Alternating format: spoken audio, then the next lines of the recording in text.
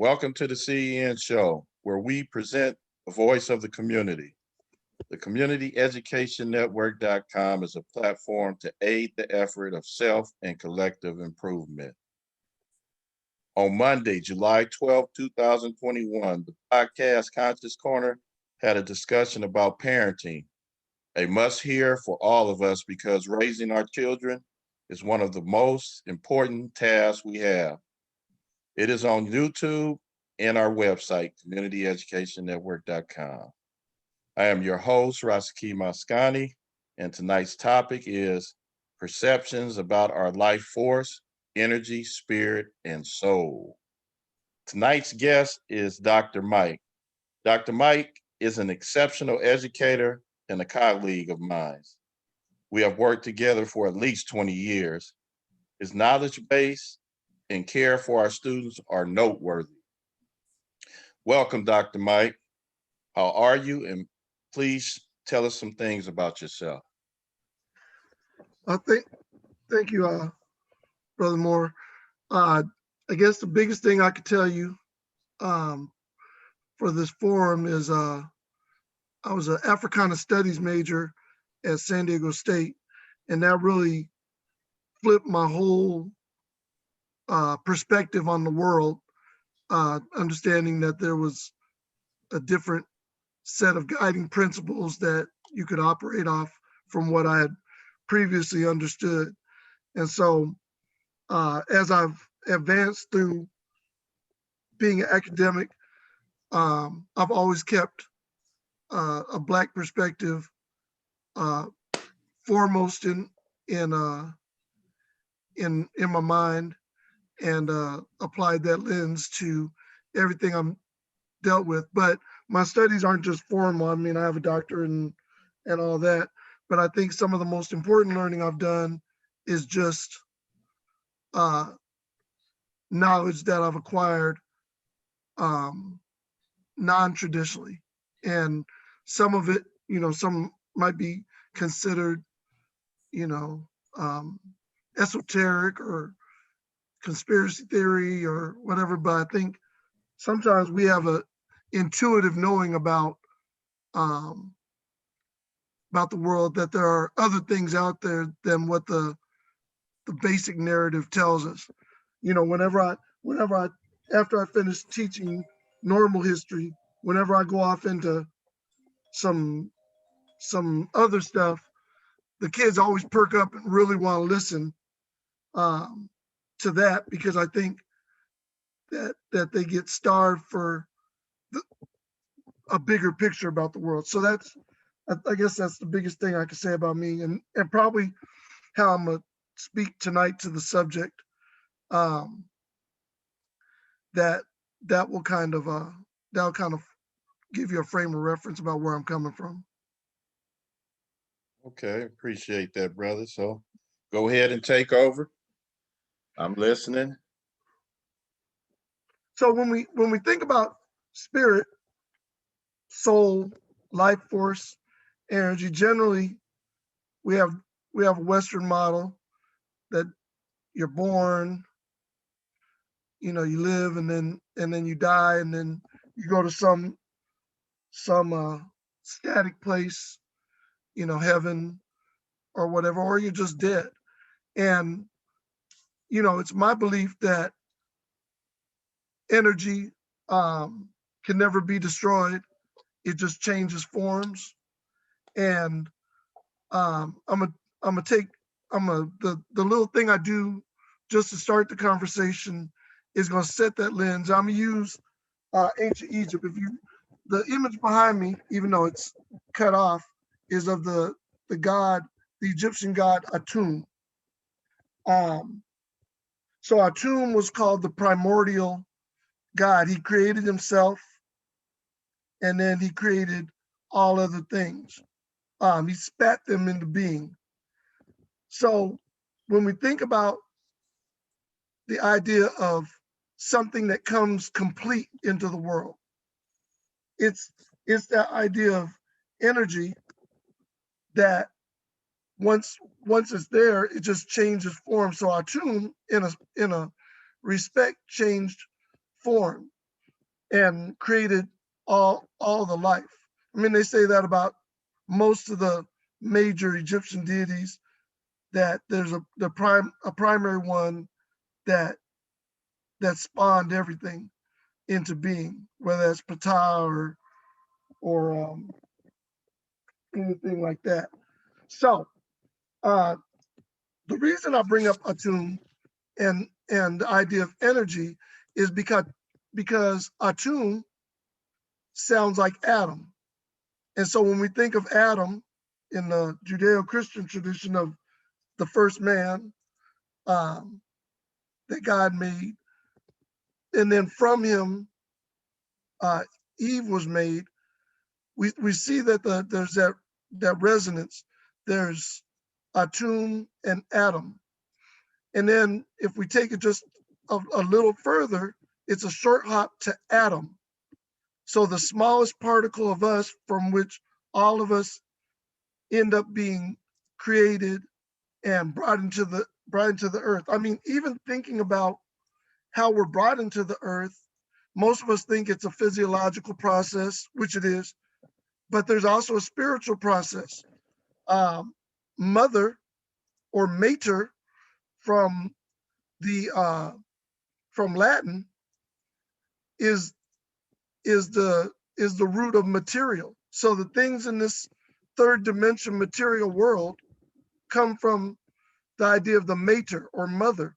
But what we remember is that the mother took spirit and gave it being. So before when mother and father get together, there's this explosion of energy, and then that little atom or seed of life is given agency to come into the world as a material being. So so the whole idea of, like your alma mater, you came in there, it processed you, and then put you out in the world as a college graduate, high school graduate, or whatever.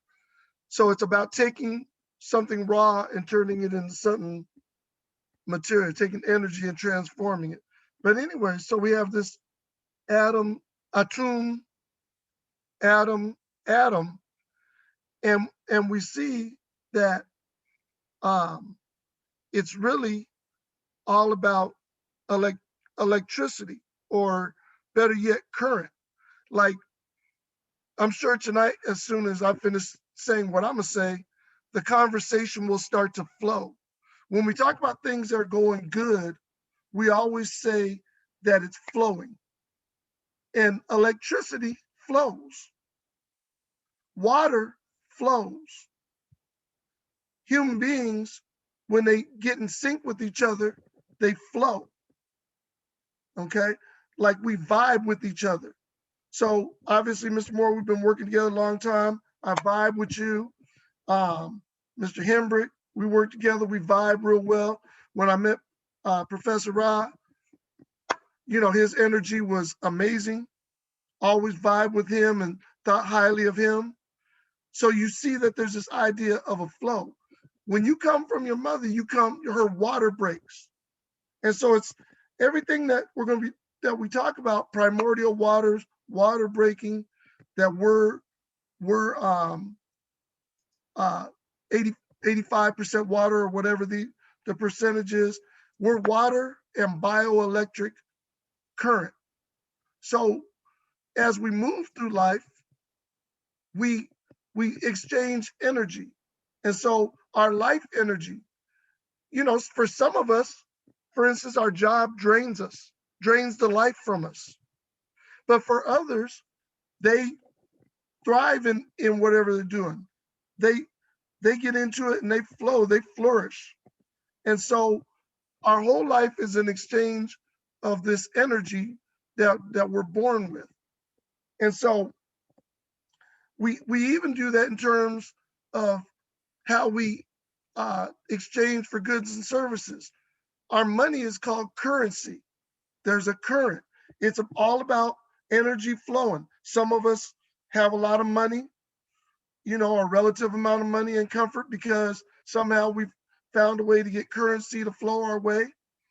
and many have trouble tapping into this current. Okay, so electricity moves in current, water moves in current. I mean, you can get cliched and talk about how uh, rivers rivers flow with banks on the side of them.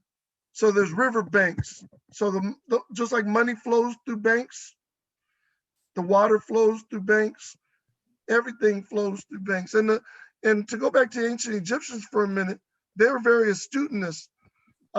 There's three primary symbols that the Egyptians used. They used the Ankh, which we all know, which was an energy transforming tool, a tool of vibration. There's the Was, which is kind of a horn shaped thing. And then there's something called the Jed. And the Jed looks like a transformer or the vertebrae in our back. So think about it. Whatever tradition you're in, if you go in for yoga, they move the kundalini energy up and down the spine. Okay, if you look on an on a electricity transformer tower, you'll see the little thing with that looks almost like a spine. So we're in this mode of moving energy, moving current through our lives. Now, Okay, um, excuse hold me, on, Doc. let me just finish, and then we can cut and we can go another direction. Well, Cause I I know it's have, kind of long winded, but let me well, just finish right here. Okay. okay. Let me know when you're ready because I have a, a, a comment from a visitor. Go ahead. Okay. And then and and then as our life comes to an end, our physical body deteriorates, ashes to ashes and dust to dust, because that life force diminishes from us. Even when somebody has cancer or something, you'll see the life force start to diminish from them, and they start losing their vibrancy in their skin and everything. And then when we die, um, we're literally buried in a tomb, and they didn't name a tomb like a burial chamber on accident. It's literally you return to a tomb. And I just, I'll end up by saying this. We're going to electronic currency. And most time most people don't use cash. And Mr. Moore, I'll ask you this question. Where do we get cash from if we need it and the bank is closed? Where we get cash from when we need it in the bank and close. Yeah, Um, we can we get it real call quick. Huh? get it real quick. You go to somebody you know. No, no, no. I mean, where can we get it anytime, any place? ATM. Say that word. Say that as a word. ATM. Well, you know what? I don't know the Adam. act. Adam. Okay, Adam. Okay, okay. They didn't name it ATM for no reason. So the people who kind of run this collection of energy say it symbolically all the time that our life and how we trade our energy, they capitalize on it. I mean, even when we think of big sporting events and stuff, those are big energy generating things, and there's a reason for it. But all over the earth and all over us, there's energy. And I wanted to look at our spirituality from the essence of what happens to us, what happens to our energy, where does it go, where does it return to, where does it come from, and all that. But from an African point of view, and I think hopefully I at least gave a little bit of my sense that it's just this process that's metaphysical and that goes on, and it's shown in our in the records of the ancients, that they understood it before we did, because they knew what an atom was without microscopes. So we just have to kind of look at these things. And so I want to hear the question. Well, this is a comment by Okay. Dr. Palm. Dr. Yes. Palm is a visitor. I don't. This is the first time I've seen Dr. Palm on here, and Dr. Palm doesn't have what looked like he has access to his mic. He said doesn't have a mic. So let me just read what he put. It says, Atum is not a god or a deity. They are called Netaru. And then he also said that our ancient ancestors were not called Egyptians. Egypt is a Greek term. Our ancestors' land was called Kemet. I Oh, think these terms should always be made clear. well, we can take it further from Kemet to Akibulan. And At so, Kubilan, yeah, yes.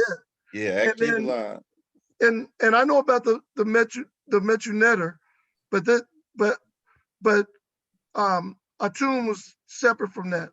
That relates to the 42 negative admonitions of Ma'at and all that. And think about this: a rainbow can only be seen at a 42-degree angle. So for them to have these 42 negative confessions or negative admonitions, 42 of them, that seems to suggest they understood that beyond this life, it took that idea of this 42-degree piece that you have to go beyond. And when we think about, for instance, the goddess Isis, she has an inscription that says on one of her tombs that says, "No mortal have ever lifted my veil," meaning that you literally have to be dead or beyond this life to see her, because she's past, present, and future all at once. And so you think about when you die, you you you see your whole life flash before your eyes. It's not even just that. It's the idea that that you can experience past, present, future, and all time at the same time. One thing about that is the the the pyramid at Giza is on the line of latitude that the exact line of latitude that represents the speed of light. And so these people were doing some things way beyond our ability to conceive with our technology, that they understood the speed of light. They understood um, like different dimensions and so forth. They knew about this tens of thousands of years ago. And so we have to think that maybe what we know isn't um, isn't the whole story. And so I'll leave it there. Okay. Did you want to go around the panel and go for questions or comments so far? Yeah, absolutely. So definitely, I defer to the elder and hear what Ra has to say. Okay, so do you want to actually do that or you want me to? No, since you can see everything from your lens, Okay. um, I think you would know the order because you know the panelists better than I. Okay, so we'll start with Professor Ra then, since you mentioned his name. Okay, Professor Ra, question or comment so far? First of all, Bonnie Gotti, I want to thank Doc for Mike and I see for coming on and sharing his in-depth thought and analysis of life, its origin, its presence, and its destiny through his metaphysics perspective and dealing with the various forms of science and unique in-depth vision. I just have a couple questions. First of all, what is the difference between the concept of, as you said, that spirit, soul, life force, but energy don't go away; it just change form. Is that a form of reincarnation? That's a very powerful question. I actually was saying something about this today, that the Buddhists believe that before you're reincarnated, your soul sits in a purgatory of sorts for 49 days. And what happens is when a fetus is developing, it's at 7 weeks or 49 days that the sex of the child is selected. So at first you just have the developing fetus, and then at 7 weeks, the sexual characteristics, the genetics kick in. So when we think about, is it reincarnation? Some of these coincidences lead me to believe that there is that. I mean, you think about in families that a child is born, they may have never seen the grandfather or whatever, but they say he walked just like his grandfather. He act just like him, and he's never been exposed to the person, but maybe it's the energy of that person who passed. We say when one dies and another one is born, and so you have to think that there may be some link to the idea of reincarnation. Like groups all over the world believe that we come back in different forms. So I've never experienced it, but uh, I mean, I don't know if it's true, but I believe there's definitely some investigating to do with regard to that. Well, okay, appreciating what you said, if I understand correctly. What is there, is it, the way you were explaining it seemed like you're talking about birth, life, death, and immortality. And are you saying that through the currents and through the electrical energy that there's an immortality to our life from a spiritual or some form of transcendency in which we may die physically, but we still a sense of immortality as far as that energy is concerned, and it just got to go into another form. Is that what you suggest? Yes, and I think I've heard of a tradition in African countries where they sing, the man and a woman sing a song to invite a child to them. There's a certain song they sing to invite a child, and I think obviously that's frequency and resonance to invite the spirit. But if somebody's not in this form, does that mean they're not there? I can tell you right now that I remember, and I'll say a very quick story. My mentor's wife was dying, and we were all gathered at her bedside. She was in a hospice, dying of cancer, and I was sitting at the end of the bed, and I was playing with her foot. I said, "Miss Chambers, come on, you feel this." And she died like sometime about 4 a.m. And after they had some moments, the immediate family had some moments with the body. We were all going to go and be together, and have breakfast and so forth. So I went out in this hallway to write down the address where we were going, and there was nobody within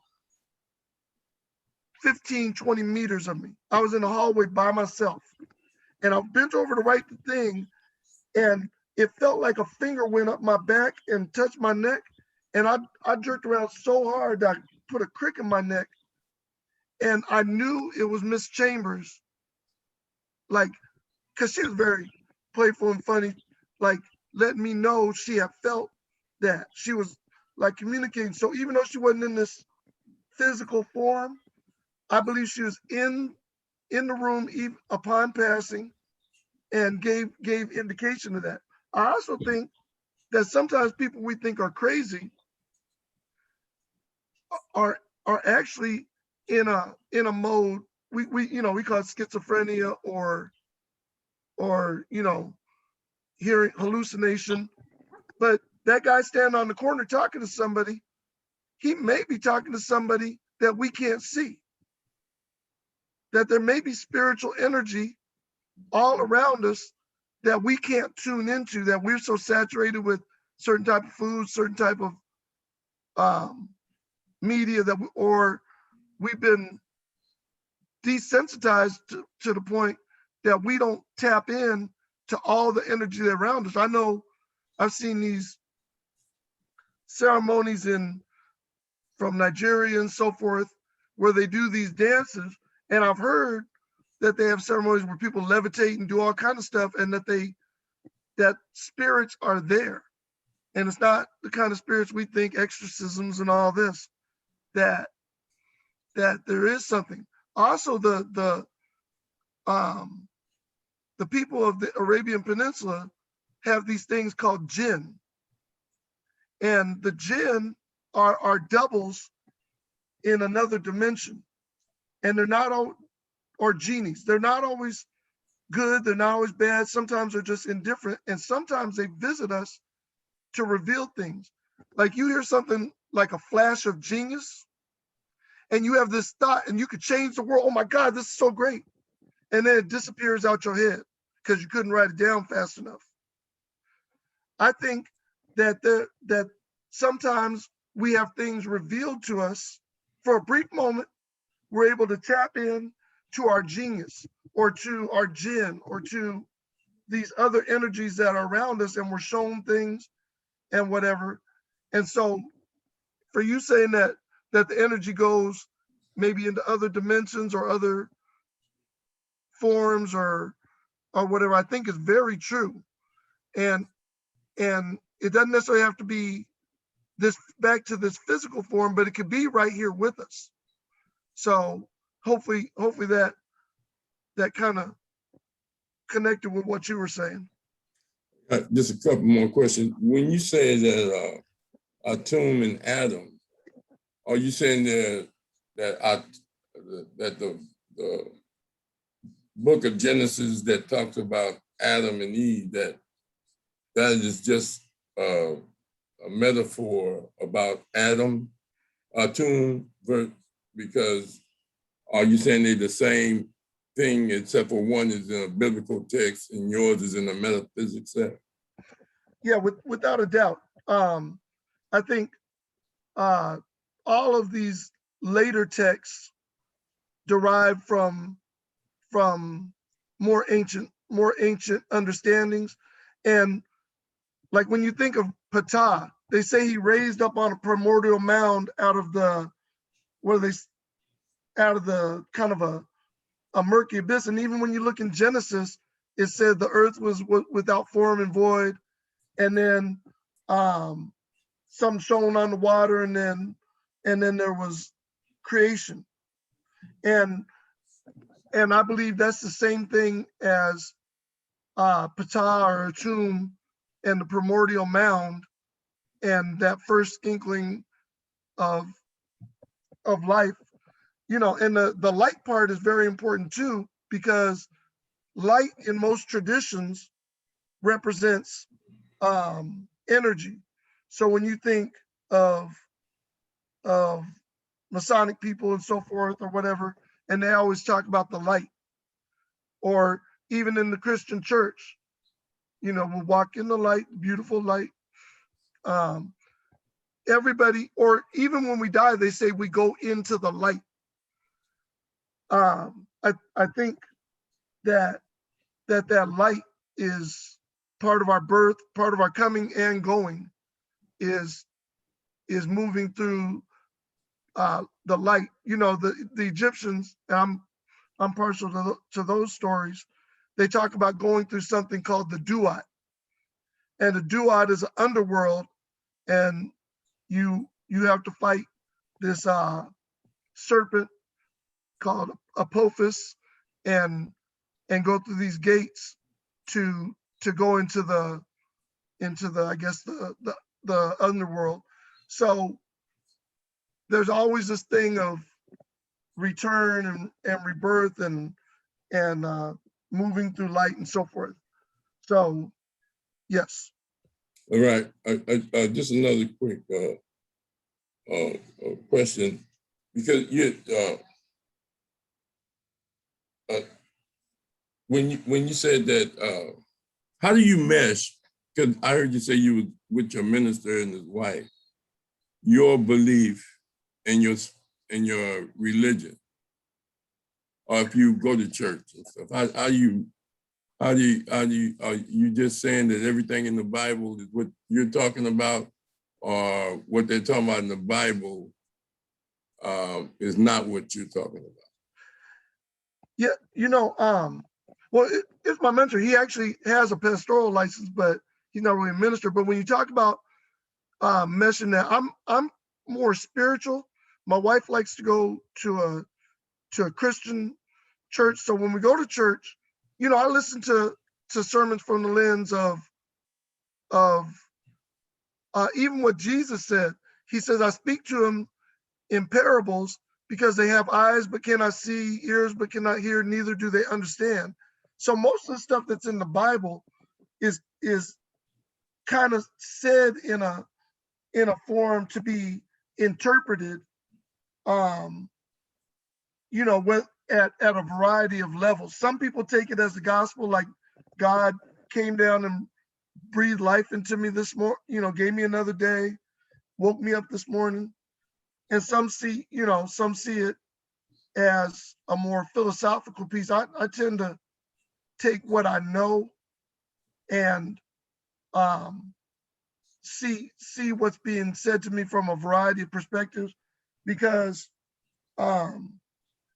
most of what's in the Bible is pretty fantastical, but there's always these little coincidences. For instance, Jesus said, if thine eye be single, the whole body be filled with light. Well, many believe he's talking about the pineal gland or the third eye.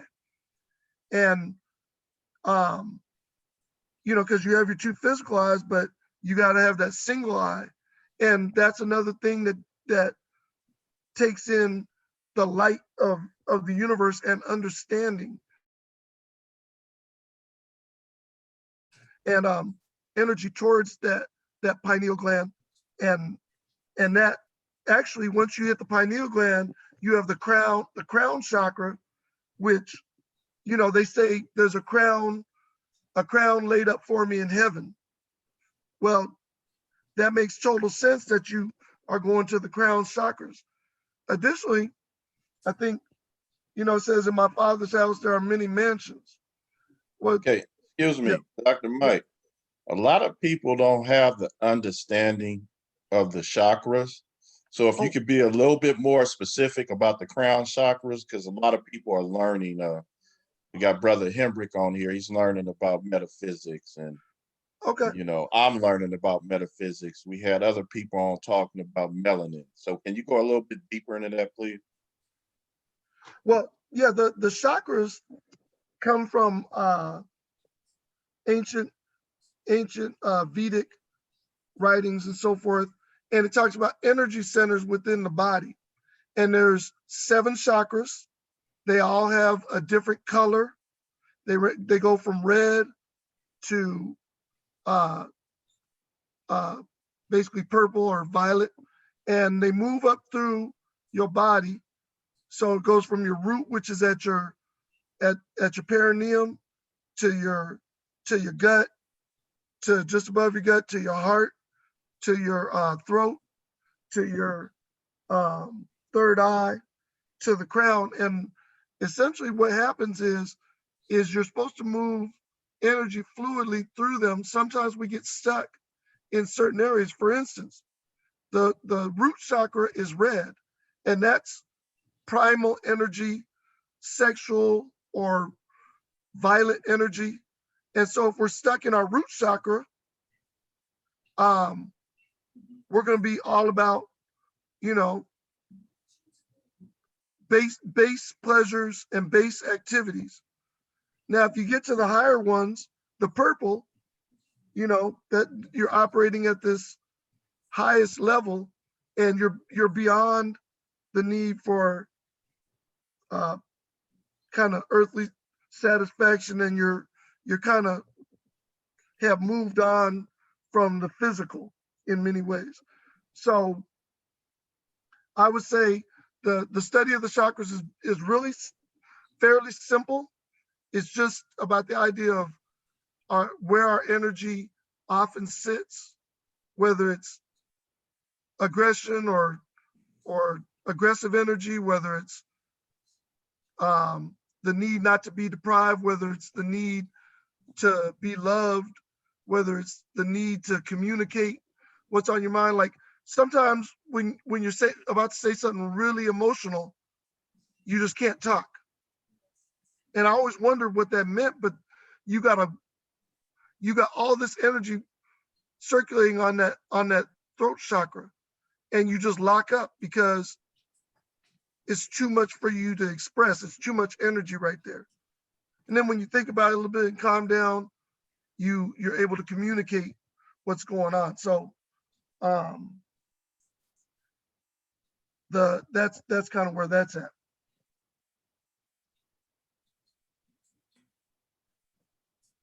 You're on mute. Thanks. Let's go to your buddy, Brother Hembry.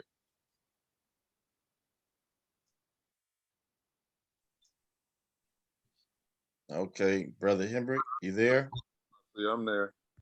Yeah, appreciating that, brother Mike, Dr. Mike. As Brother Rashani has said, I've been, studying that, and I've talked to you on several occasions about this very thing. And like I said, shut up. Quiet, go over there and lay down. Sorry about that, you guys doing this job. Sasha wants to be on the thing. Oh yeah, well, I try to keep it on mute so you can't hear her doing it. Go over there and lay down. So, like I said, I talked to some other brothers about this area also, because, I'm a reader. I like to, check out the documentation. And when you study, the masters, they always talked about spirituality, that they were more spiritual and not religious, but they really wouldn't go into, the subject like you're explaining right now. And so I've talked to one brother about, books and stuff. You can read up on that. And, what I get from him is at the end of intelligence, spirituality begins. So, but I am a firm believer of, the ancestors out there and what they do. For example, there's a lot of people in the Christian, Muslim, Hebrew world that have had certain, what you would call spiritual experiences or religious experiences. Some has come to their aid and they owe us Jesus, Allah, whoever. And it is my belief it comes from someone who knows you, which is those ancestors that have gone on before you, who are looking out for you, your grandma, great grandma, what have you. And I use an example from the movie. What was that when the people were on when they took over the slave ship? What's the name of that show? Roots, Amistad? Amistad. And they're getting ready to go to court for the last time. And the former president, who's acting as the attorney for for the group of Africans, he's saying, "Man, you got to give me something to go by. You got to give me something to go by when I go in here tomorrow." And the African tells him, not to worry. I've already spoken to the ancestors, and they're gonna be there because they're the reason that I'm here in the first place. In terms of being in existence. So that kind of clears. So I thought that was profound. And then I've looked in my own life over the years, things that have occurred to me that I was thinking as being, religious or stuff, worked out or some I just missed near death, something like that. And I've come to the conclusion from the studies that I've been doing that there is a metaphysical world out there, and the people that have gone on before us are there, and they're the ones that are doing the looking out on our behalf. And I also like to say, because I always try to introduce this when I'm at a family function, it don't even have to be family, but setting the place, like you having a dinner or a barbecue or a banquet or whatever, like the ancestors always set a spot for the ancestors. Nobody's sitting there, the plate is there, the food is there, and that's for them, to show their representation as being on the occasion. So I was talking to a brother who's been to the Nile Valley and all over Africa, and he said almost every African civilization practices that, where they have this thing set aside for the ancestors who are not here.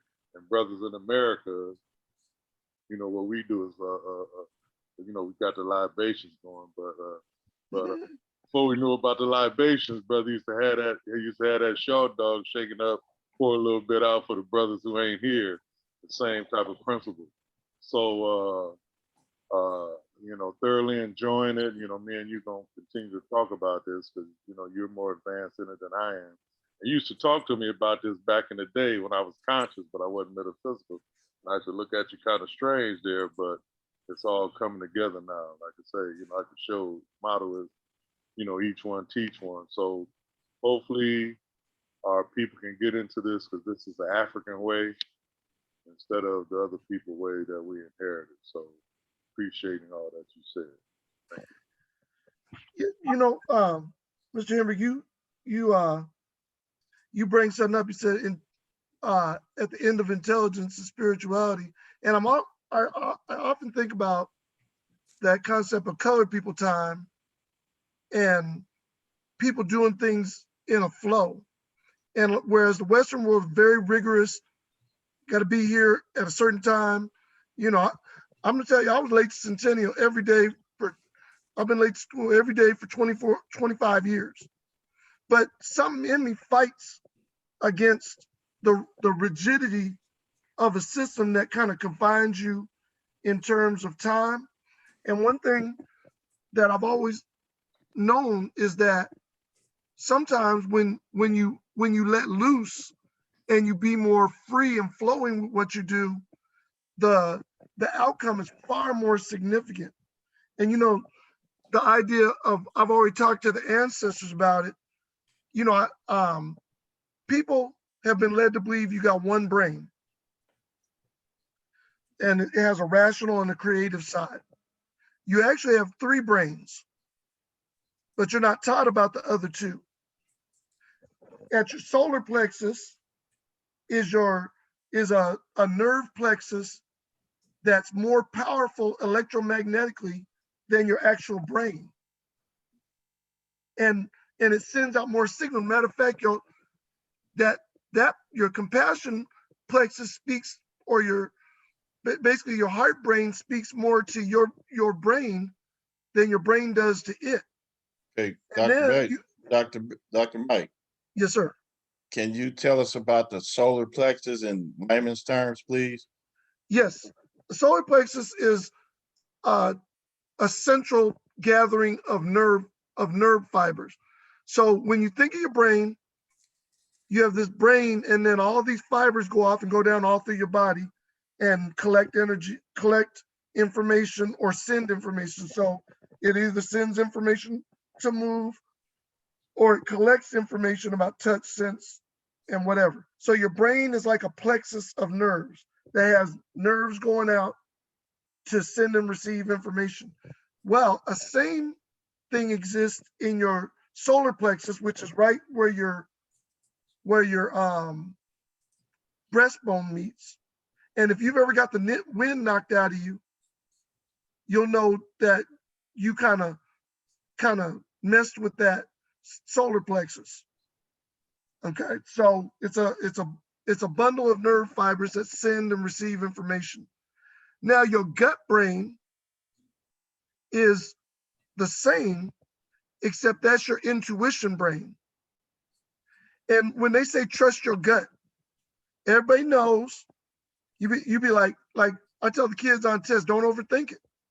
Go with your gut. And they'll overthink it and get the answer wrong and say, dang, I was gonna say that. You didn't trust your intuition. Your gut brain knew before this brain knew. Okay. When Mr. Moore, have you ever been thinking about somebody and they call you? Rasaki Maskani. Rasaki Maskani. Have you ever just been thinking about somebody and they call you? Of Elder course, Brown? that happens quite often, and you vice versa. You say, "Man, you know what? I was just about to call you." You know, yeah, it happens quite often. But that's Yeah. those other brains collecting information. I always tell the kids, if man can take sand and minerals and oil and make a cell phone that, or a computer that can transmit images to and from and everywhere wirelessly, why can't we do that? And see, I'm a believer, and Mr. Hembrick knows about this.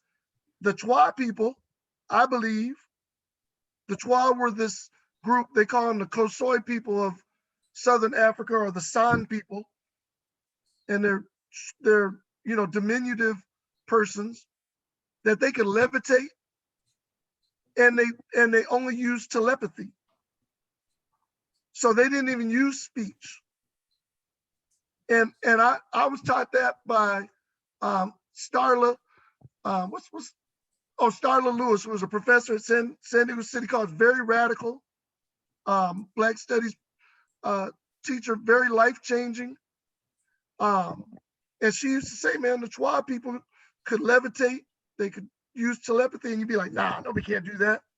Sorry, it's true. We've had these powers for tens of thousands of years. Okay, Dr. Mike, Yes, let me interrupt, please. yes, sir. Professor Ra, Yes. do you remember Dr. Green or Mr. Green, the philosophy teacher at Compton College? Yeah. Okay, Brother Machinda took him, I took him, and Dr. Mike, it sounds like this professor at your San Diego City College is similar to uh, uh, Dr. Green over at Compton If you College. could understand him.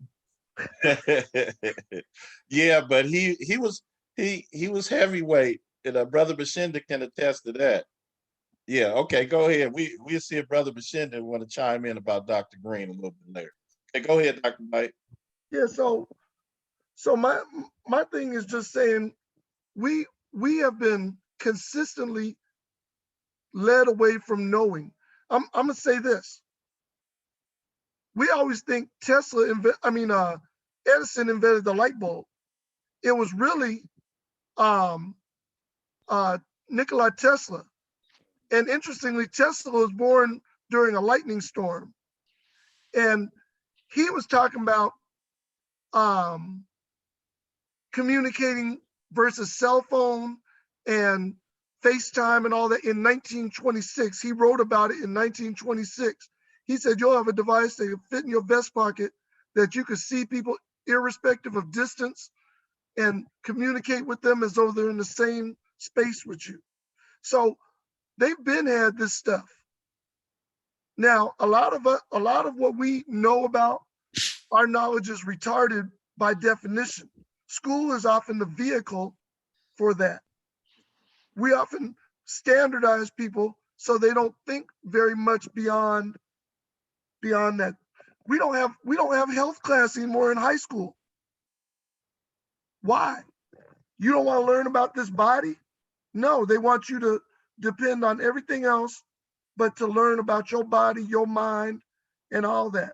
When they took health out of school, I said schools are done. Because how can you not learn about your physical, about who you are, about preserving yourself? So, you know, I feel like whatever your knowledge is, whatever you subscribe to, you have to break, what Naeem Akbar talked about, the chains of psychological slavery. And I'm very big on that. I believe that once you got somebody chained in the mind, you don't have to do nothing. What's that Frederick Douglass statement? You don't have to tell them not to come in the front door. They'll go around and build a back entrance for themselves if you get them conditioned in the head.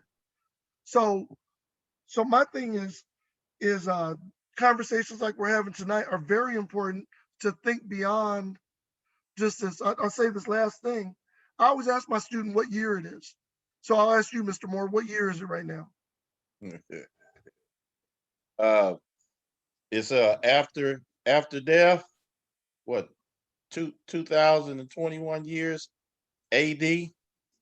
So Okay. so that means that before that there was years. So the ancient of times. We there's that's not possible to even think about really what year it is, and even in that term. Absolutely. So, The Jews would say it's 5761, because they didn't stop at Jesus. The Muslims would say it's what year, uh 624. They count from the Hijra. So I mean, you got to think that people have different ways of conceptualizing the world.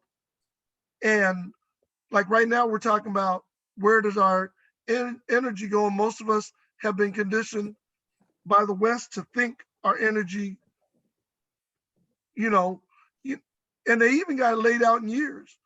You know, they tell black men, you ain't even gonna collect Social Security. And most of us hear that and go on and get out the way and die before collecting our stuff. You know, we believe we should die. I hear so many kids talking about, I don't know if I'll make it till 25. And we start incorporating these messages and cut our own life energy short. We decide that we're going to go on and go, you know, in one of these street rituals, which are basically big suicide things. How do you have 100 people shot in Chicago on one weekend, every weekend? Because we've convinced ourselves that we're supposed to go. So that's the thing I'm just saying about our energy, is that there's a lot of conditioning that's taught us how to think about energy in a certain way, but I think we can think about it in other ways. okay. Uh, let's go to Brother Doctor or Brother Hendrick. You not finished yet? Just a couple more comments, if I. Okay.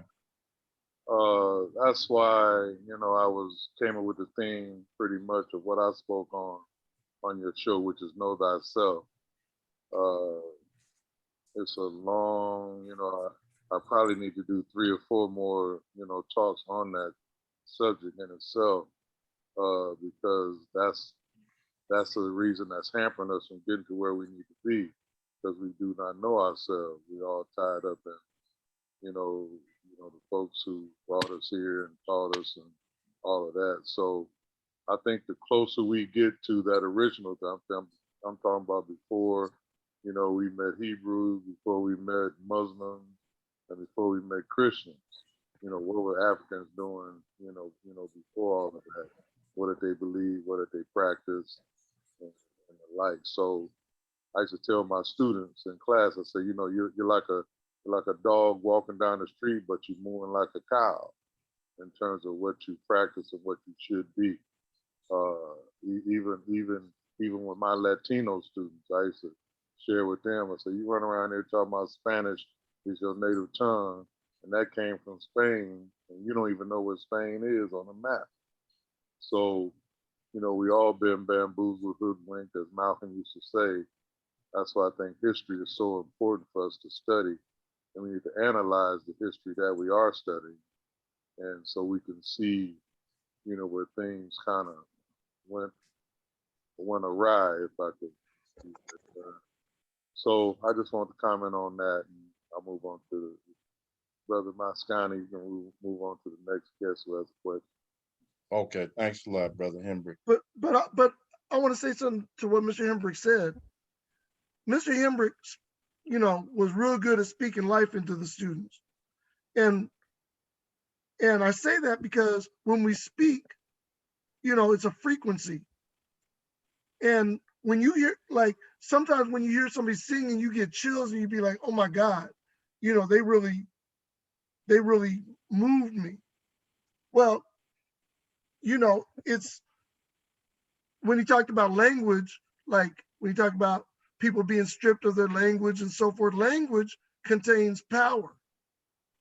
Language contains everything. When you can't speak how you speak, you can't even, there's certain things you can't say, for instance, in Spanish that you could say in English. Like there's no translation for it, or things from Spanish that there's no English translation for. And so the same thing goes obviously with those people who had to abandon their their their native tongue, so to speak. But something that was said earlier is that people still pour out a little liquor for the homies. And things survive because they're so locked in our genetic memory. So, Dr.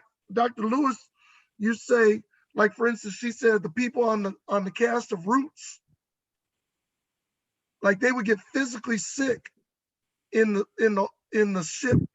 ship's hold setting, and or they just they run out, they couldn't take it because in their genetic memory they felt what the people who had been there previously felt. I went to Ghana, and I went through this thing, the door of no return, and it's a bizarre feeling, when you walk down this ramp. Well, actually, the thing is lower, but when you walk through this tunnel that these people went to, and they would never see their family again, they never see their loved ones, and you see the impact of that. But you get somewhere, you don't know the language, you have to do things in their way, but still something in you, that vibe survives. And so I remember when I was a 20-year-old, we used to do those chew sticks. Everybody be walking around with a tree branch sticking out their mouth, and that's those are things that people used to do. And so I just think that we all have to speak life, because every time you say something that's the truth, it's not necessarily whether it's the truth, but it's sending out a resonance people can feel proud of, can attach onto, can experience positivity. And we do that with words all the time. I mean, I'm not necessarily the best teacher, but I always speak life. And the kids, across time, Mr. Ross Mascani, Deanna posted a video of you in the store, and she ran up and was messing with you, Deanna Henry. And she said, yeah. and you was fussing and carrying on. Mhm. But she posted that video because even though Mr. Ross Mascani you got your vibe with the kids, and even though you be on their head about whatever, they still remember that at the end of the day you wanted something for them, and you had a lot of integrity about the things you thought was important, whether they like it or not. And so your fussing spoke life. You get what I'm saying? I understand. Yeah. Do you remember her taking that video? I didn't even know she did it. Yeah. She's hard-headed in adulthood. Yeah, of course. But still, even if you was fussing, see, I mean, they can sense love in all different type of ways. So I think we all speak life. But anyways, that was it. Okay. Let me go to Brother Doctor. Brother Doctor, comment, question?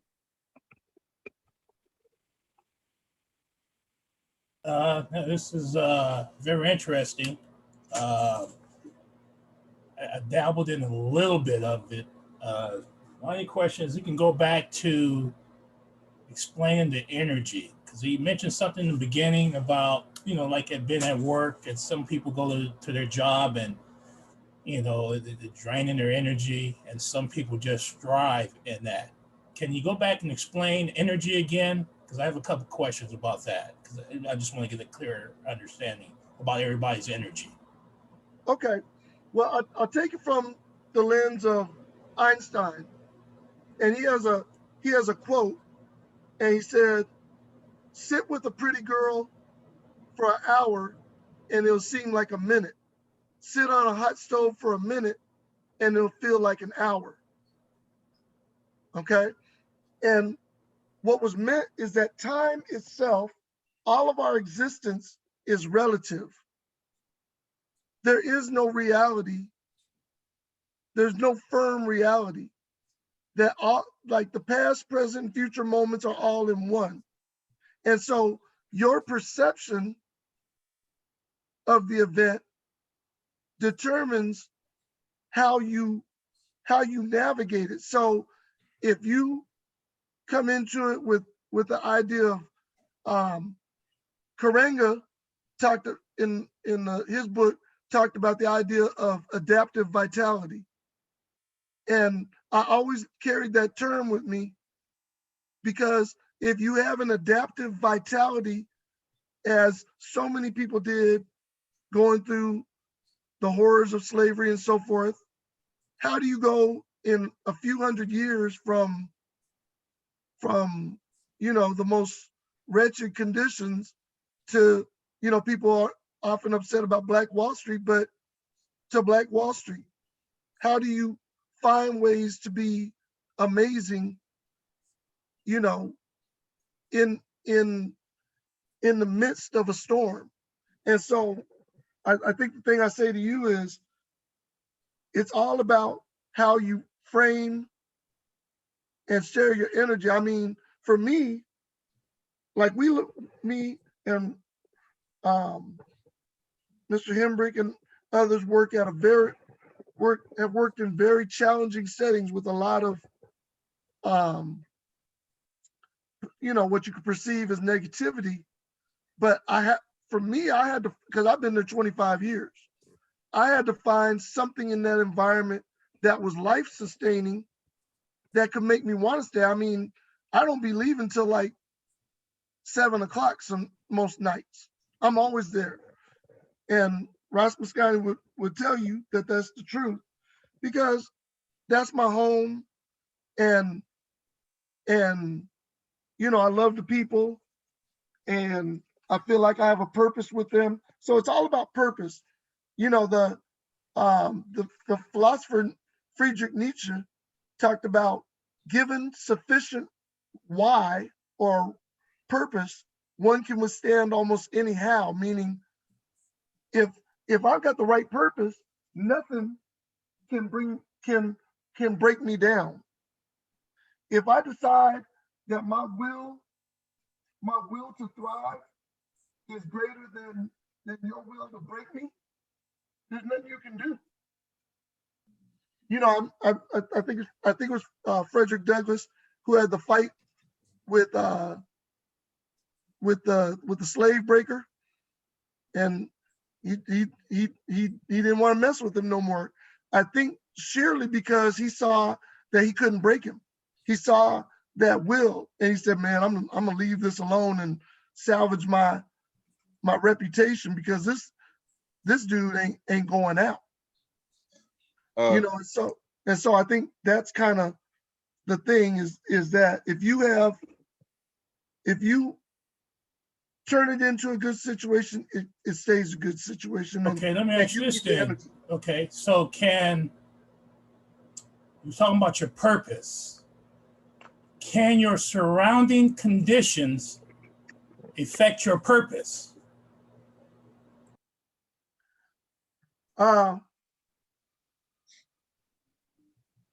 Once again, I would have to say yes and no. I mean, if your purpose is your purpose, it doesn't matter what variables are introduced to the mix. I mean, I think there's always been some kind of new tragedy, some new thing. I think when we look on the news and we see all this stuff about the world is so bad, and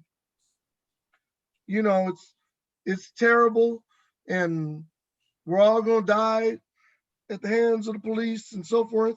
Sometimes I say that's some energy vampires trying to sap our spirit, because, you know, that's not the only story. There's Little Miss Avant-Garde winning the National Spelling Bee, deciding she's going to set world records.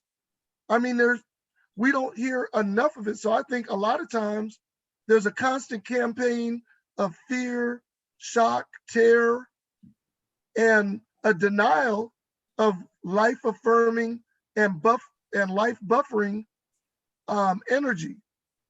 You know, for a year and a half, we've been talking about one person who got killed. And while I respected and I protested and did all that, at a certain point, you know, sometimes it gets to be overwhelming. But if you're in an uncontrollable environment, how can you control your purpose? I'm still not getting it, because I think your environment does have an effect on your purpose. So if you're in an uncontrollable environment, how does that affect your purpose, or does it affect your purpose? That's what I'm trying to figure out, just in the life thing total. Well, yeah. And how does that affect your energy if you're in an uncontrollable environment? If you can't control your situation, how does it affect your purpose and your energy? Well, I would have to say there is no controlled situation. Like you could be for instance, the more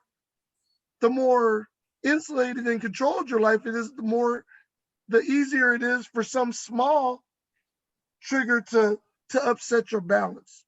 I think people who live with the most challenges oftentimes, you know, have it the easiest, because you don't have to worry about everything being rosy or losing things. You don't have to worry about loss. You know, they say it's only up from here. And so sometimes it's when you get up that it's a real problem. But once again, and I hear what you're saying, but I would contend that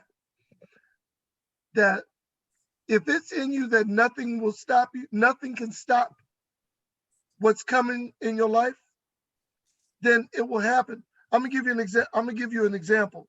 I'm going through a situation right now where I'm running for re-election to this office, and they pulling out every dirty trick in the book, and they coming at me from two different angles.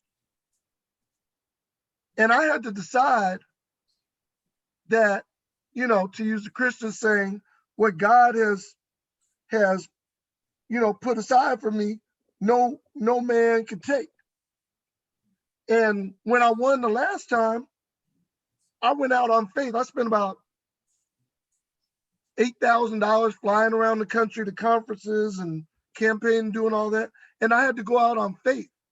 So my faith in my purpose and my belief in what I was trying to do and my willingness to risk it all, so to speak, made me powerful. You know, the minute you start doubting your purpose, it's already done. So you know, doctor, I would just, you know, it's my contention now, and I understand that it may not resonate necessarily, but I believe that once you're unshakable in the idea that whatever comes at you, you gonna overcome and flourish, that you automatically you know, win. I'm gonna take 10 seconds. I'm gonna read you this quote by this guy named Gotha, and it's about commitment. Goth. Okay, while you doing that, Dr. Daisy, let me jump in, please. Huh? Let me, because I had a few comments from Zakir, and then also I wanted to kind of piggyback on what you were talking about when it comes to energy and how important it is. So let me read these comments from Zakir, Okay. and then Dr. Palm had something to say. So okay, so Zakir said Louis Latimer, an African American, invited the light bulb. That was earlier. That was back at 6:52. And I guess something was said to make him say that. Then he said, I think your vibrations create your surrounding conditions. And I want to kind of talk about that a little bit. And then Dr. Palm said, the name God is a German name. And he said, Google God, the word. So that's a few comments. Now to kind of piggyback on some of the things you were talking about when it comes to energy, Dr. Mike, um, Professor Amin Raj to be commended about the type of energy he brings to the forefront. I can remember when I was at one of the lowest points in my life, you would say Professor Ra was a person that said something to me that ignited, his energy and optimism helped many people like myself. I mean, he's one of the reasons I came up and started this platform. And his optimism, shines. That's why he was able to help. And I don't know if this is very accurate, but I could assume that Professor Ra is probably directly responsible for about at least thousands of students getting their degree. And I could just say that because of his energy, his vibe, the vibrations that he brings to the table. Very uplifting, very optimistic. And when you have that type of energy, it can be transformed into other people.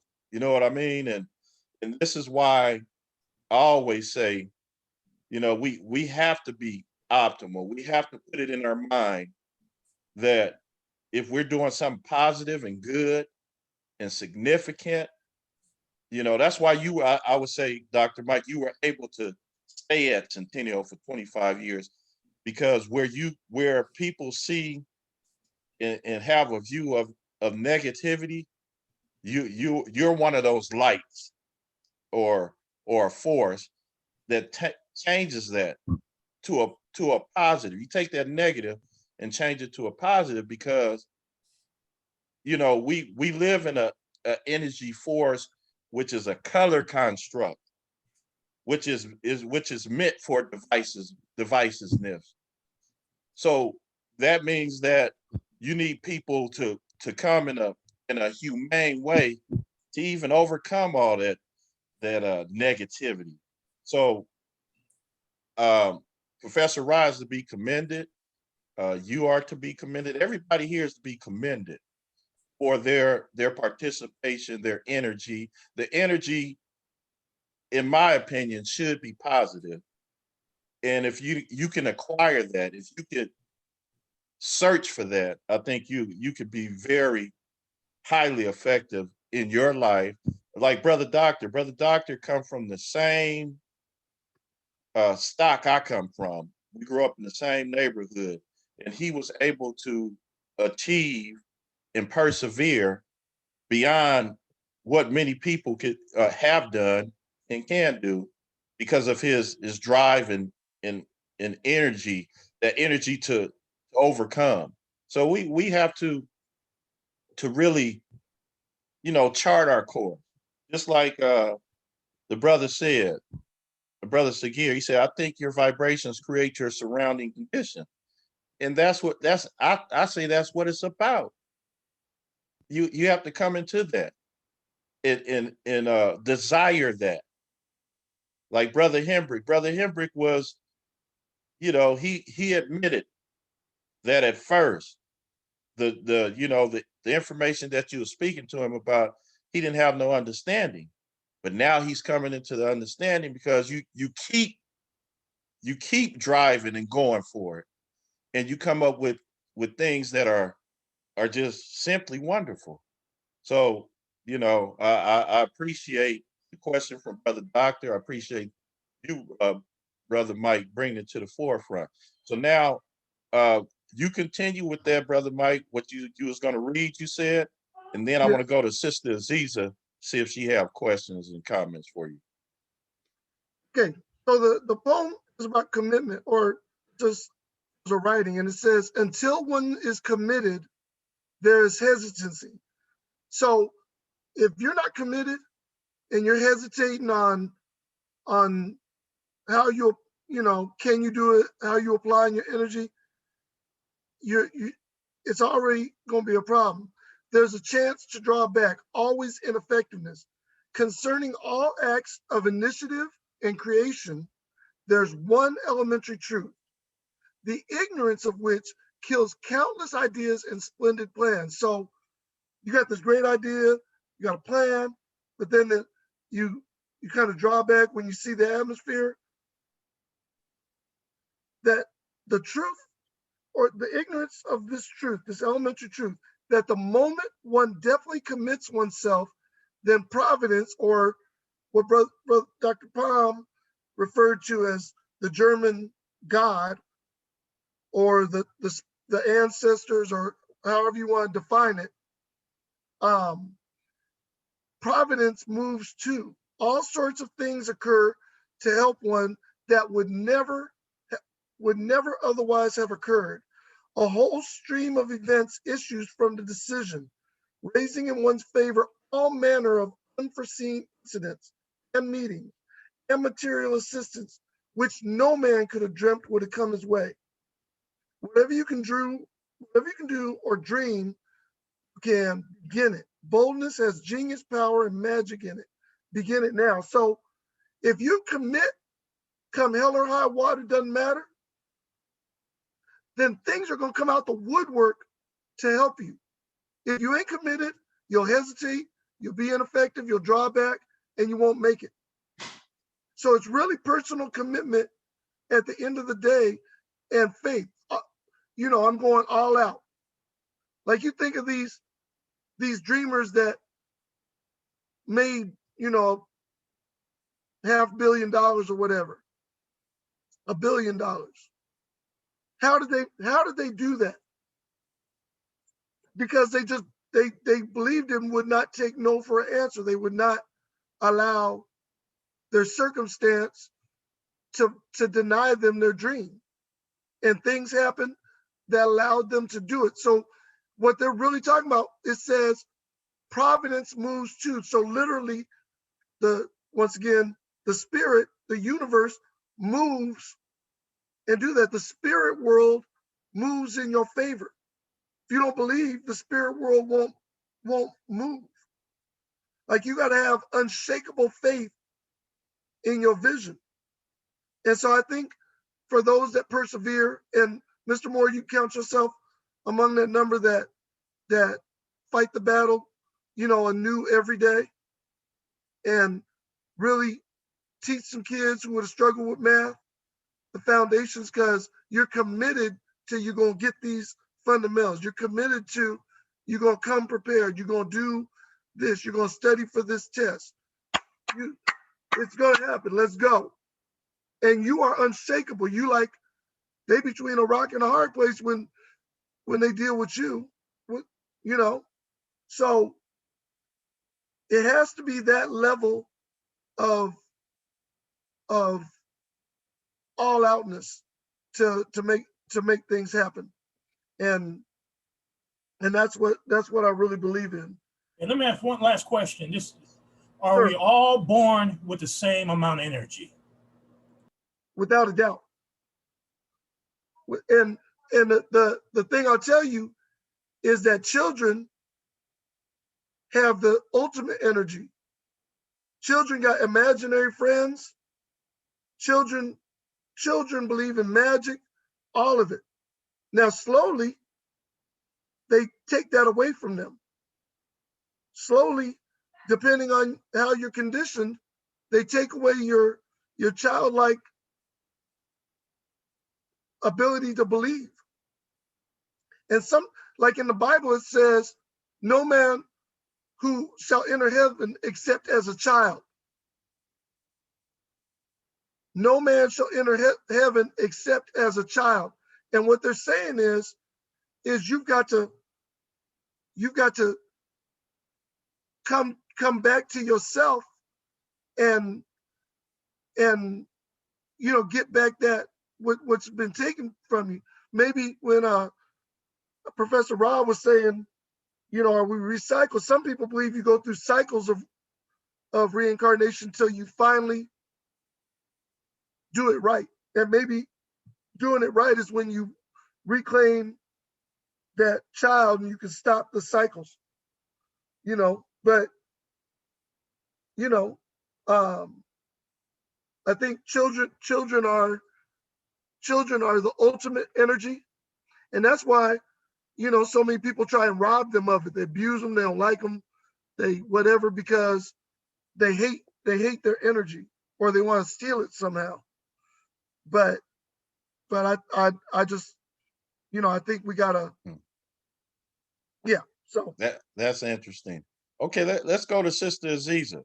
Sister Aziza, question, comment.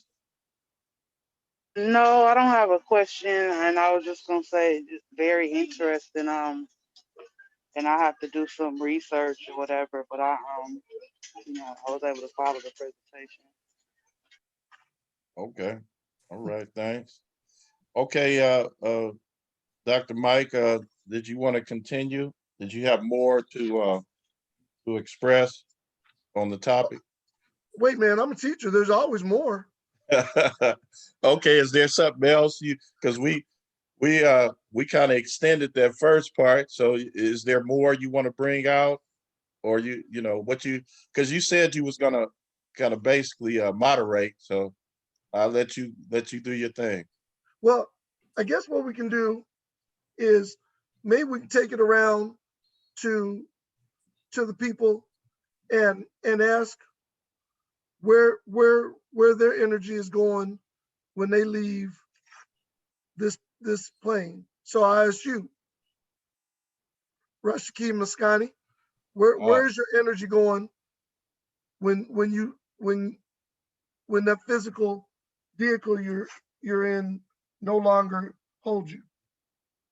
Well, you saying when I'm at my end physically? Yeah, where's your energy going? That's a great question. I don't know.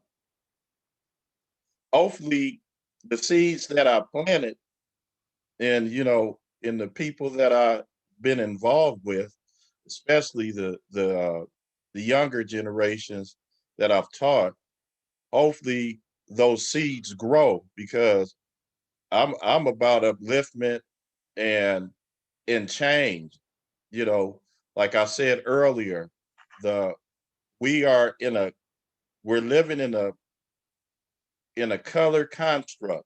And this is me talking, from all the information I've gathered and to this point in my life, we live in a system of a color construct, which is divisive, and it tends to keep people treated unfairly, and it's a lot of dogmatic behavior amongst many people if you just take a look.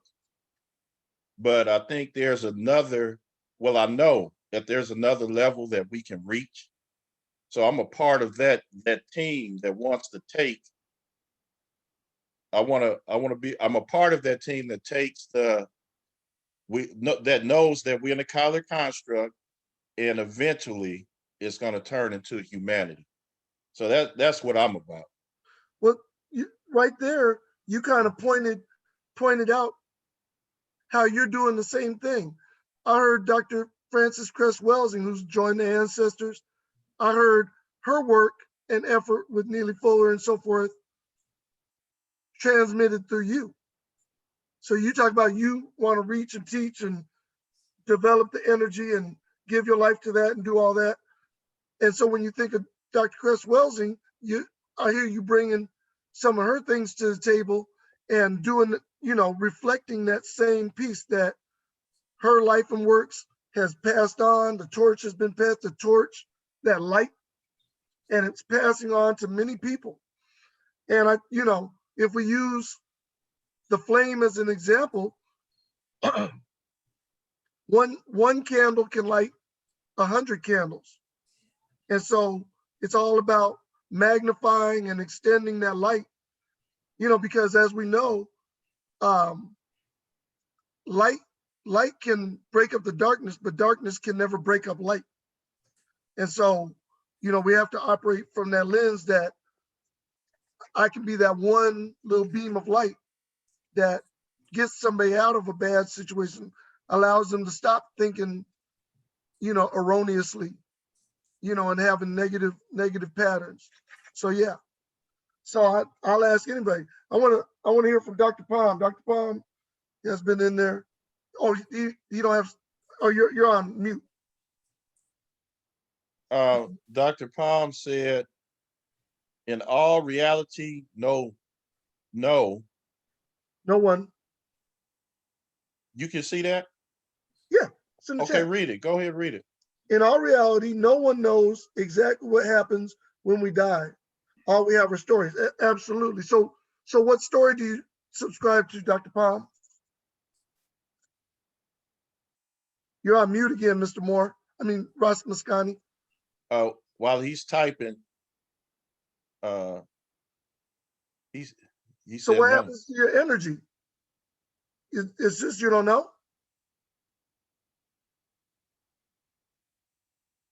Okay, can you go to somebody else while he's typing? Because he might be typing. Sure. Mr. Hembrick, where's all the Big Joe energy going when you're no longer here? Well, I don't really know, but I believe that my energy will be disseminated throughout, those my children, grandchildren, and also returning to whatever the ancestors are to do what they were doing for me to do for those still here. And hopefully it will be waking up our people, which has been my aim down here. And just to piggyback the thing Mr. Doctor was talking about extenuating circumstances stuff surrounding your situation at the end. You have to, move on. And apparently you've done that. But I can remember, during my coaching career, and 3 times it was taking over programs that hadn't won in years, hadn't even won a game. And I can remember us holding practice, and we have more coaches there than players would be there. And a lot of coaches would get discouraged and whatnot, and I would tell them, hey, I don't care who shows up. We're going to keep doing what we're doing, coach what we got, and let's keep it pushing. Because if we dwell on that, we ain't going to never go nowhere. So, we kept coaching, kids kept coming, we kept building, and, thing ended up being pretty successful. Another thing I want to say about energy and turning around, remember Dr. Mike, you remember Arthur that got killed? Oh, yeah. Light skin Arthur? I think it's Arthur Johnson. Yeah, Arthur Johnson. And the way me and you worked with that kid, for those few years there, kid got shot. You didn't want to hear it. He cussed us out every time we saw you. You was a new type of MF, and so and so we didn't get, we didn't ease up on him. And finally happened where the kid turned the corner. He turned the corner and started doing all the stuff he's supposed to been doing. We were so proud and happy for him. And he had already been shot once. And then he was out there helping a kid, and the person who shot him the first time came and finished the job. And he got so close to, turning this whole situation around. And it was, and and talk about parenting, what we talked about last week. You know, the kid he had a twin brother, and they were both in foster homes. And I remember when he got killed, you know, he was looking for known relatives. And his dad, remember, basically, was 3 miles down the street in Watts and hadn't seen that boy since he was 3 years old, which I thought was ridiculous. But anyway, you and Brother Moscani hang in there. I done hung him up from a Compton Unified standpoint, but still teaching out here in the streets.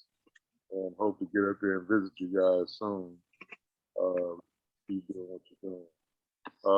Look like Dr. Palm is trying to, look like he's typed his questions in there. Go ahead. Yeah, well, I say what to that, you teaching in the streets. Man, the great thing about social media is you can put your stuff out there and nobody answers, or somebody answers, or somebody reads it and you don't even know they read it. But you can touch a lot of people, you know, just you just have all these opportunities to do it. I have a crew of about maybe 75 or 80 young people. I send them a weekly text message, and it's just some kind of thought for the week or just a well wish for the week. And it's funny. Invariably, I get a few of those back and you say, this came at just the right time. I need to hear this. And you know, so I think your concept of us you know, continuing to have purpose, continuing to plant those seeds, continuing to you know, speak life is very, very important. And I think, you know, that's why this excuse me, conversation is right on, because um, you know, most, man, if you can hear what these kids are listening to in their music, I ain't never heard no stuff like this. And they're surrounded by it. Me and my wife went to a girl is leaving to go to TSU. And she had going away, you know, to give our wishes. They were playing some music, and it was, you know, I mean, I'm not a prude, but it was like, wow. And we got so many people speaking death or destruction into them that we gotta be a force of energy, you know, in terms of positivity. And I like what you said about being a new MF every time, you know, and that's about converting energy. Because, you know, we got cussed out when we were in the dean's room. Me and Mr. Hembrick, well, we, you know, we had to deal with some interesting stuff. But, you know, I never got mad at a kid for cussing me out, or a parent, because I knew, you know, that that's the only way they had to protect, to kind of get their point across. You know, if you feel like you're powerful, you ain't got to go and cuss nobody out. You can get to that. But if your first foot on campus is, where are these MFers trying to suspend my kid? Y'all be up here, you know, being unfair, you know. But I mean, you know that they just throwing up their hands, and so you got to give them some of your energy. And we did that very effectively for a long period of time, is finding a way to calm them down, talk to them, get them to understand what we're trying to do for the kid, yada yada, talking to the kid over and over. So I agree with you on the vitality of not giving up on a Arthur Johnson until the last minute, you know, because maybe he'll make the left turn that doesn't lead him to that murder, you know. So Okay, brother. Let's let me read. I want to read this because I want to add to it. Okay, Dr. Palm said, however, our ancestors' concept is wonderful. And then he said, to answer your question, Dr. Mike, he said, I don't know and no one else knows. But I want to extend that. I say everybody will know when that time comes. You will for sure know. You don't know exactly what's going to happen, but once you cross that threshold, you're going to know then. And that's a mystery. I just wanted to add that. Okay, go ahead, brother, Dr. Mike. You have a few more people. You're on mute.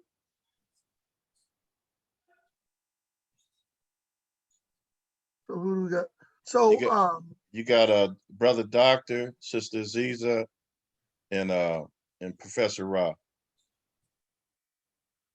okay, Sister Aziza, do you have a vision of where your energy is going?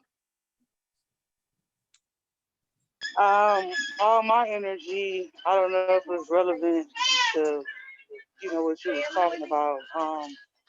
Pretty much is dedicated to my son. And I try to make sure I have, good energy and positive vibes because I don't want anything negative, to affect his life.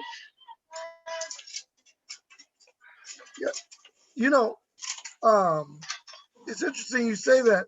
A mother's love, man. My mom, I'm 55. My mom still treat see me as her little boy, and a mother's love is just that nurturing force that gets most of us through a lot of bad spots. But I'm really amazed by those stories about the little grandmother who lifts a car to save a kid. So a kid's trapped under the car, and the grandmother comes and lifts it up and pulls the kid out. Now I know that's kind of a cliche, but our energy and force is often rooted and ruled by the amount of love or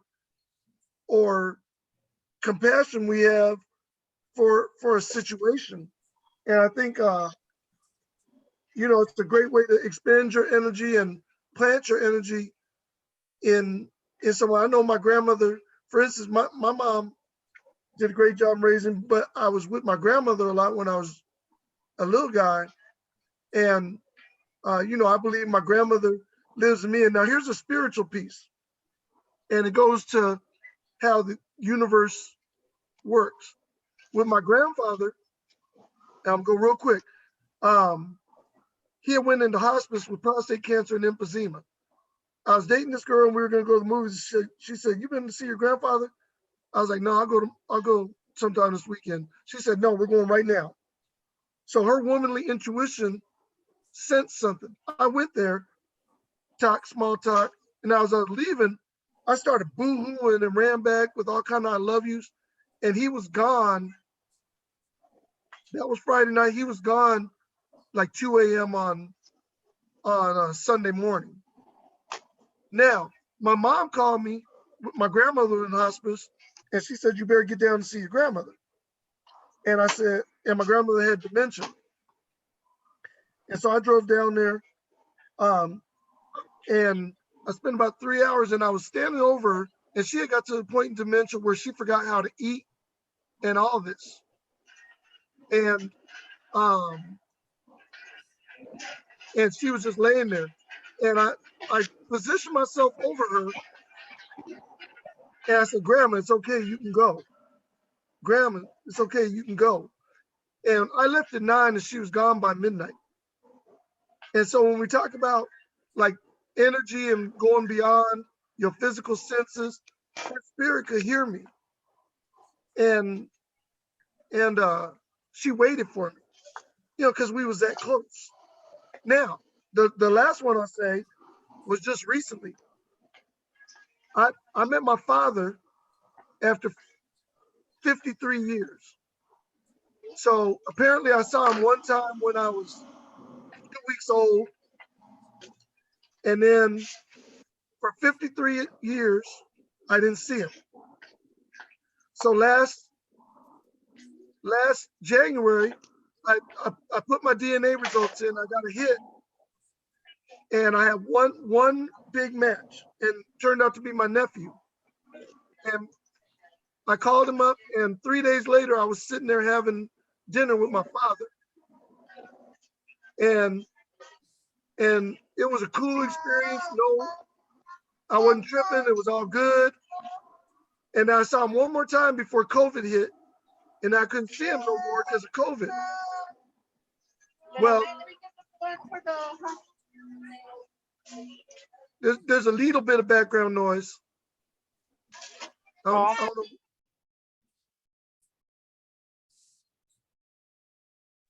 You're good now. Go ahead. Oh, so I couldn't see it. I couldn't, they didn't want you to see elderly people, whatever. So let's see, I had my birthday on the 22nd. He'd always send me a text with a bunch of emojis and all that. And on the 28th, he died. So I only knew him for 5 months. But the timing of the spirit world told me in November, put that DNA test in and get to your father. And I got to him like a buzzer beater, just under a wire, where I got to spend 2 times with him before he died. And I met my younger brother standing over his dead body in his apartment. My younger brother didn't know about me, and my father had, different things. But my point to you is that the spirit world will tell you, your intuition will tell you, you will be called if you able to listen. And I really believe in that stuff. Like Rashaki Maskani used to have dreads, and they a lot of the Rasas call those antennas to the universe. And Samson had long hair. And people, the children and others ask why you don't cut your wild eyebrows that stick out about 1 inch and the hair on your ears.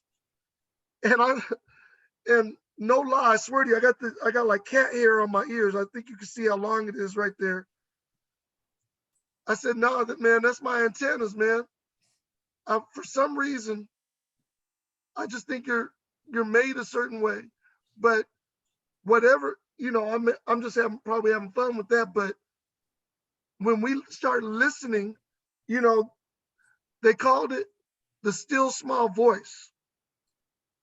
They said that God, the German term, was not in the wind, the fire, or the earthquake. It came to Elijah in a still small voice they heard deep inside of himself. And so when we talk about this spirit thing, it's the part of us where we have been taught not to listen to our intuition, our compassion. We're taught to be rational, only do things one way. There's only one answer, yada, yada, yada. And many times 2 + 2 is only 4. I mean, it's just, that's the way it is. But we have to be available to the ways, open to the way things are going to happen to us, and believe in us and a higher power and all that. You know what I'm saying? And so those 3 examples are the spirit. Somebody who was headed to the spirit world communicated with me and told me to get to them. And I believe in it wholeheartedly, because it happened literally with 4 people I love that I was called to them. So I believe we may be here on another plane. You may hear, there's old saying like, you'll see me in the wind, in the rustle of the wind. You'll see people and you'll see signs of them. Like you'll feel their presence. And I believe in that kind of stuff, man, for real. And I believe our soul does not stay encased in our body. In the Bible, it talks about the silver cord. Well, people who believe in real metaphysical stuff like astral projection believe that when we go out dreaming, we're tethered by a silver cord, and that we can go out and explore all of the universe and then come back. So we had a guest on here, Dr. Mike. A Hmm. matter of fact, Hendrick's real good friend, Calvin Moore, that wrote the book, uh, Natural Born Gangster, Hmm. the Legend of Chris Bell. And he talks about astral journeys, just what you mentioned, astral journeys. Yeah, That's amazing. Okay. yeah. So that's some confirmation, man. And things be real. You know, so, when Mr. Hemrick was there and the dog came in, uh, dogs see through their nose. They have about 200,000 times our sensitivity. So when dogs be sniffing each other's tail side, they're they're experiencing the whole world when they got their head out the window, smelling everything. They're really smelling the world and seeing the world. So, like, they've had dogs that will go to a grave site and won't leave it because they know that their human is in there. Dogs can tell if you're sick and they'll lay by you. Cats will come over to you and when they purr, brr, brr, they are healing you. Somebody somebody did some research and found that when they do that purring, those vibrations, they are attempting to heal you. And so the animal world is in tune with us in a way that we're not even in tune with ourselves. Like dogs are man's best friend. And when you see a loyal dog, man, it's a crazy thing. They got these videos where somebody jumped into a pool and see what the dog will do, and the dog will run around like, okay, what do I do? Do I jump in and save him? Because they they understand the communication we don't. That's why they bring those compassion dogs to the cancer patients and whatever, and they heal them. They do horse therapy, where being by a horse heals you. Dolphin therapy. We're going and being by that dolphin. So we got to tap in to our natural spirit world and our connection with this earth. The foods we eat, we eat a lot of dead food. I'm guilty, but I also eat my wheatgrass and my spirulinas and my black seed oils and all that kind of stuff because I'm trying to tap into the natural world. And so we got to do all of these things because we've been led away from our spiritual side. And it's not just in death, our spirit is all through life. We just ain't connected to it. So, yeah, We got two more people. two more people. All right, doctor. Brother Doctor. Yeah, yeah, just as he was saying, man. I mean, you said a lot, and my main thing is you just can't predict anything based on just you don't know the forces involved. I mean, everything you said about the story with the intuition, with the lady, she had a gut feeling. We talked about a gut, so nothing can be. Uh, we were saying earlier, you're on this path, but to You me, know what? it's just Can unpredictable, you do man. Rick right? Or that's the other thing? Oh, okay. That's why I was putting this back. So going out saying, so you bring in randomness, coincidence, because you talked earlier about, hey, you think about someone and they call, is that random? Like I said, I dabbled in this stuff a while back, and I'm trying to remember because, like I said, it's your conditions. We're dealing with uncontrolled forces. Like chaos theory, the butterfly effect. The is saying that every time a butterfly pass by you, man, there's something's about to happen in your life because the flapping wings of a butterfly, their energy can change your whole projection, your whole life. So how can you believe in something or do something when there's this randomness? Like I said, the chaos theory and the butterfly effect. How can we believe in all this when that theory's out there? Well, you know what you made me think of Doctor, can is I for a hot second here. Oh, go ahead, jump in. Brother Doctor, I got a text from a friend of mine back east, and we talking about nature. Dr. Mike's talking about dogs, but my thing is total nature, the net the roof. And I got a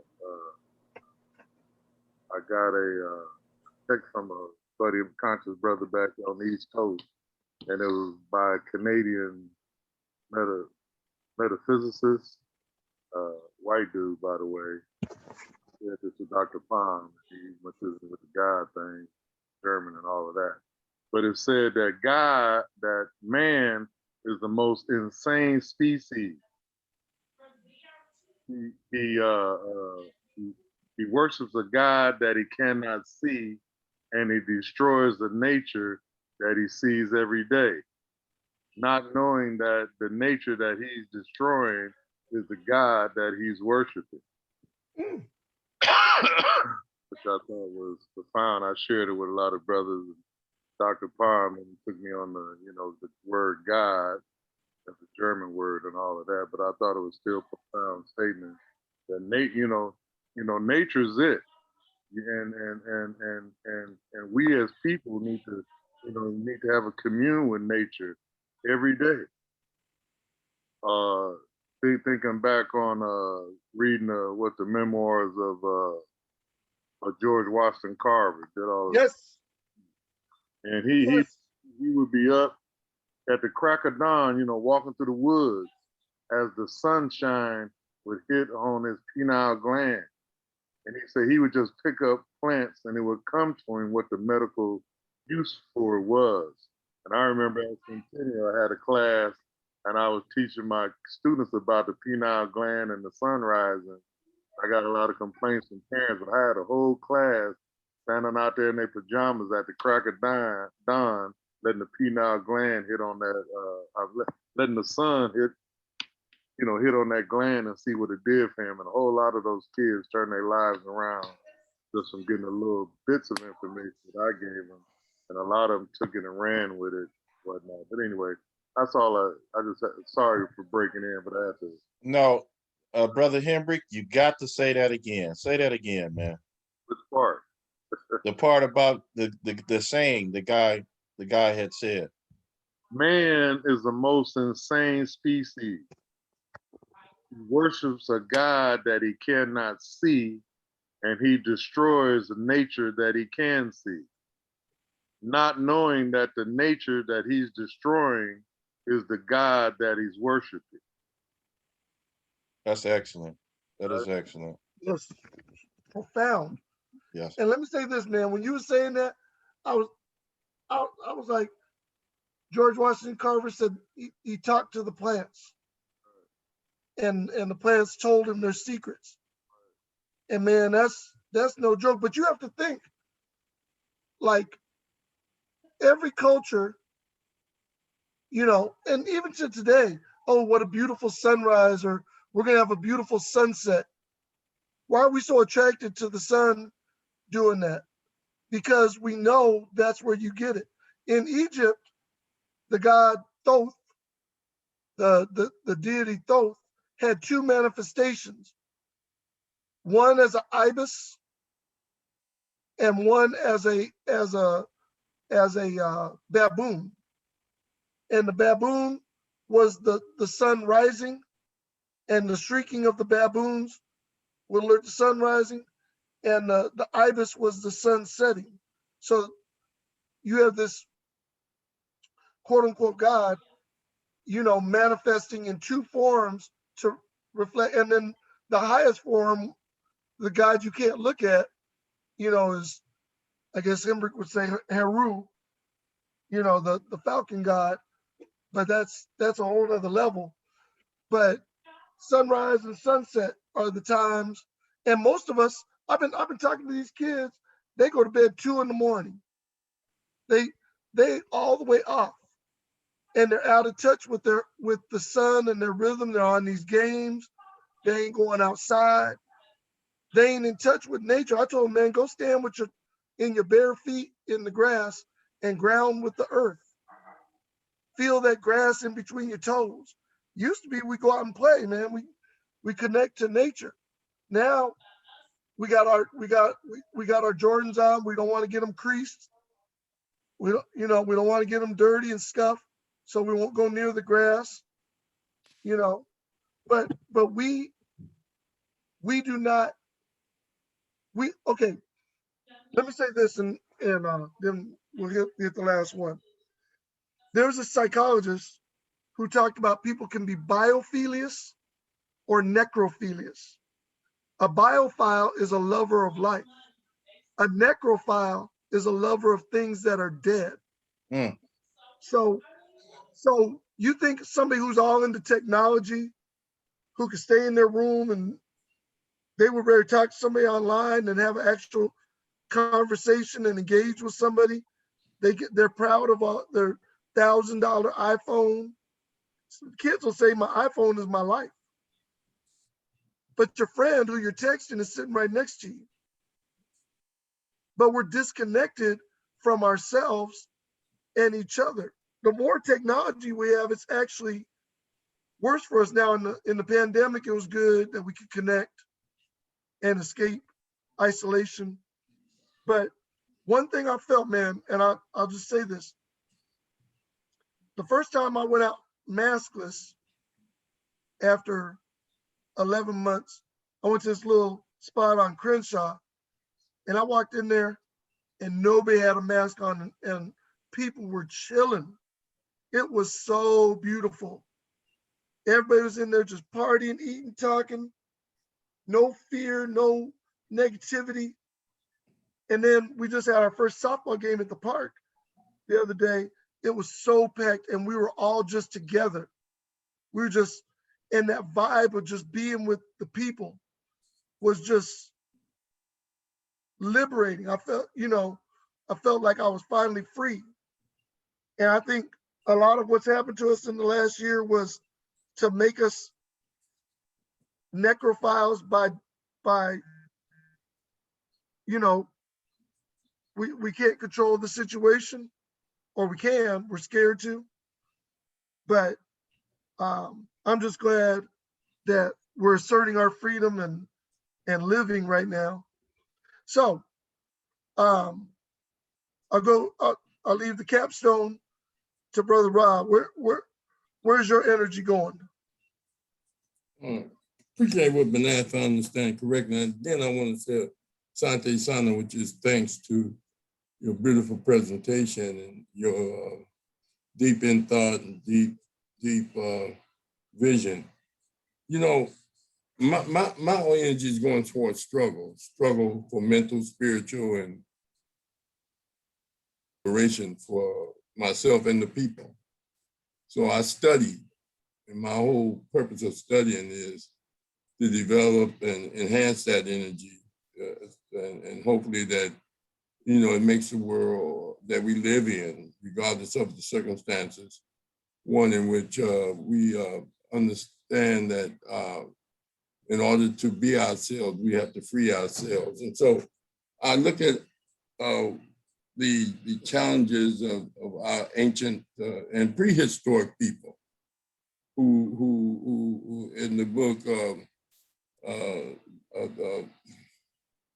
Signs and Symbols of Premortal Man, where nature was the thing that people read, and that even under oppression, and they denied the literary education of our people read life. They saw dogs free, and they saw cats and horses free, and they asked themselves, what am I doing with chains on me? And so, they began to see life different. I look at the ancient Africans who saw the Dogon stars without a telescope. I look at Imhotep, who saw the concept of being a multi-genius and built the first step pyramid, and was an architect, was a dentist, the doctor. The power within uniqueness. And George Washington Carver, who said, if you treat the plants right and you treat nature right, it'll talk back to you. So I look at the whole concept of Malachi Andrews in his book, Psychoblackology, connecting your physiological uniqueness as an African people with your mentalness. It's all connected to the brain and the power of the brain in your physiological uniqueness, and what makes us outstanding athletes in certain sports and certain activities. So I look at the whole concept of Dr. Wade Nobles, where he said we're interconnected and interrelated not only to nature, but to the universe. Some people think nature is just on Earth, plants and trees, but nature is the universe, the sun, the solar system, all that is a part of it. So we had dream readers, palm readers. We had people that read insects, read the various forms of animals, got deep thoughts and relationships, and began to domesticate animals and create things from what they saw animals do and what they saw with their imagination, the power of the brain. So, you look at Richard King, and you mentioned the pineal gland. Richard King came out of Markham with me, and he went on to become an in-depth scholar, a psychologist, and an attorney. And he did a lot of work in the pineal gland and the whole concept of melanin and how it produced consciousness and the third eye and the whole, and then, the yang from the Asian aspect, the yang and the yang, all of those deep thinkers and things of this nature. It's all about struggle. You study, so you look at the whole notion of the erasers that the Lagan family, who had the bookstore, and they put out metaphysics magazines of the erasers and the ability to see and feel and the power of that. And you look at Ivan van Sertima, who went to Africa and said that we have forgotten more than we will ever remember, and things of that nature. So my issue is that, my energy is going towards struggle to reach the level in which we can think freely, be freely. I remember seeing the Nation of Islam, they always do a lot of metaphysics stuff, talking about how fast the Earth spins, how far the sun is from the Earth, and relating it all on to the Earth, and afterlife, and death after life, and all of those things. But you have to have a purpose. And I think conditions create conscious, and sometimes conditions create your purpose. And I just think my energy is to struggle for the liberation and freedom of specifically Black people, but for the whole Earth. From that standpoint of creating and working toward a world we all want and deserve to live in, free to build. Artists see things that others don't. We was talking about the other day with the guest. He saw things that others don't. That's why they can paint, and they have unique talent. And the same thing with people that can mold clay, mold steel, and turn steel into artifact. It's a beautiful earth, it's a beautiful world. If you can free your mind to see it and to feel it, to smell it, to taste it, and to enjoy it. And under oppression, the whole point of oppression is to keep you from thinking, keep you from using your mind, your imagination, and your dreams. And so we have to go beyond just thinking of what people are doing to us. We have to think about what we can do for ourselves and what we can do to live a life, even a life of freedom while we even in prison. That's how cats in jail make it. That's how cats in prison make it. They just that's their home, that's their house. And, that's their life, especially if they got a bunch of time. They get married to another dude. I mean, they live a different world. And so we'll be surprised at the world. The Native American used to go smoke peyote and pass the peace pipe, and you'd be surprised at what they saw. So sometimes what you eat, what you drink, and what you smoke causes your imagination to go in different ways. So my whole purpose is to struggle for us to be free, to be ourselves, and be able to reach down and learn from each other the fullness of the universe and the fullness of life. So I thank you for giving me a chance to speak.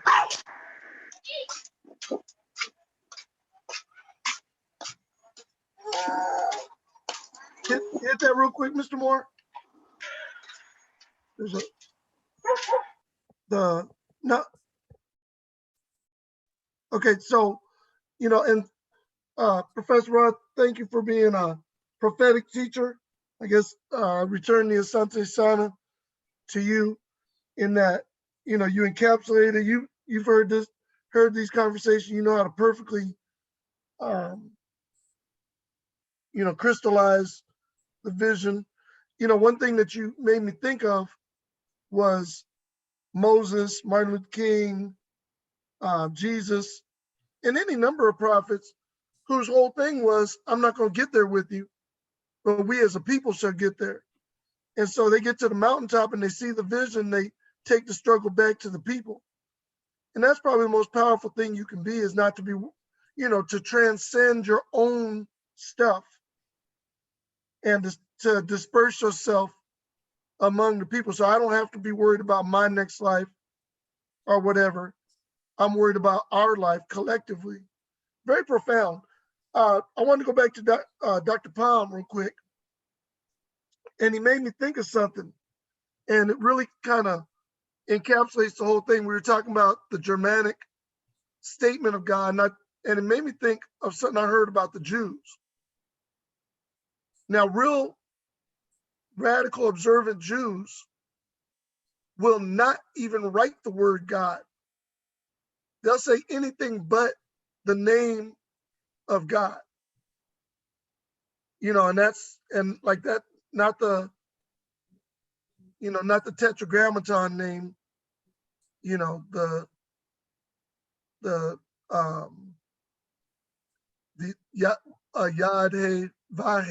Yad He Vahe, but their thing is God is so beyond measure that it takes the name of the Most High. They call it the Most High. They'll say anything but the G word or the L word. So the Most High, the ultimate one, whatever. And I think you can only say it one time, and that's right before you die. But the marvel and mystery of the Most High has to be kept sacred, and that's why they think it's profane to say it. That's why they say don't use the Lord's name in vain, and one of the biggest curses is GD. And people say that all the time. And I think we've been profane. There's a lot of four-letter words. Yahe Vahe is a four-letter word. Okay? You can say love or you can say hate. You can say any number of contrasts, or you could say love and hate, fear and love, whatever. But they're dichotomies, and it's just how you choose to say those four letters. I always tell the kids, it takes 1,000 I love yous to make up for one F you. It's very powerful to say an F you to somebody. And it takes a long time to go back. With my wife, I don't care how mad I get, I'm never gonna curse her. Because it goes beyond the pale. And you always have to keep that reverence for the supernatural in your life. And so thanks, Professor Rod, because you said everything I could have said. But yeah, I'm about that struggle too. My life is pretty much beyond me now. I used to want some rooms for my car and some clothes and so forth. Now I just want to, you know, look after the people and you know, spread a positive vibe. So that's it for me, Mr. Moore. All right. Well, I really appreciate what you brought to the table this evening. Very informative, very powerful. The contribution of the panel, very powerful. I want to thank Dr. Palm for coming out, and we're gonna definitely communicate with Dr. Palm to see if we can get him on here to do some of his some teaching for us. And yeah, I appreciate everybody. And Dr. Mike, you're welcome anytime. I hope you participate in the future.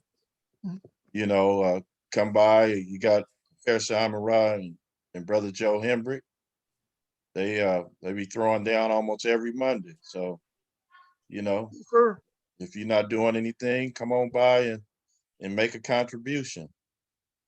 So I want to thank everybody, and I want to share, you guys. I'm gonna share this with you. I'm gonna start doing this at the end of each presentation so people can know how to get on very easily. I'm gonna share my screen. So if you look at this schedule right here, it's the home page of the website. And if you scroll down, you'll see where we had Dr. Mike here. You're able to join in through the Zoom. Then tomorrow, we normally don't go on Thursdays, but tomorrow we're gonna have Mr. Bobby. He's the co-host of the Counter Racist Code Show, which is Neely Fuller Jr. So that should be very interesting. Hopefully, people can come out and kind of hear what he has to say, and then also ask him questions and make some comments like we do all the time. So that's tomorrow. As you can see on Monday, we got Conscious Corner with Professor Amon Ra and historian Joe Hembrick. And so we're continuing to bring forth information. And so I appreciate all of you, and each one teach one. And I'm gonna say good evening. All right.